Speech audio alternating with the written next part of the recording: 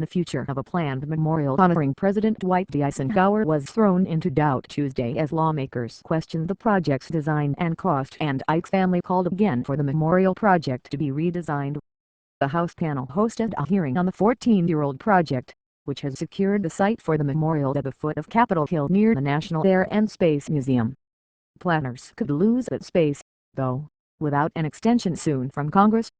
For more than a year, the memorial's design by architect Frank Gehry has been criticized by some for its avant-garde approach to memorial architecture and praised by others for its innovative elements. Gehry proposed the memorial park for Eisenhower with statues of the former president and World War I hero framed by large, metal tapestries depicting a Kansas landscape from Ike's boyhood home. On Tuesday, Eisenhower's family threw its support behind new legislation in Congress that would scrap the design and block any more federal funding for the current concept. Already about $60 million has been allocated for the $142 million project. Eisenhower's family has objected to Gehry's design, calling it too extravagant, in particular the metal tapestries held up by 80-foot-tall columns. Continuation of the status quo will doom the prospect of building the memorial, said Susan Eisenhower, the president's granddaughter. It is time to go back to the drawing board, with an open process for the redesign of the memorial. The family, she said, supports new legislation from Utah Representative Rob Bishop that would block funding for the current design. Susan Eisenhower called for an open accounting of all the money spent so far and an outside review of the project's management. Retired Brig. General Carl Riddle, the executive director of the Federal Eisenhower Memorial Commission, told lawmakers that Congress had a strong role in the project since it created the commission with 4 House and 4 Senate members, as well as 4 presidential appointees. He said they have worked hard to reflect Eisenhower's legacy as president and war general in the design.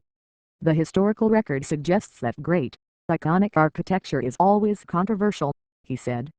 There were disputes over memorializing George Washington with an obelisk and over the designs for memorials honoring Abraham Lincoln and Franklin D. Roosevelt, he told lawmakers.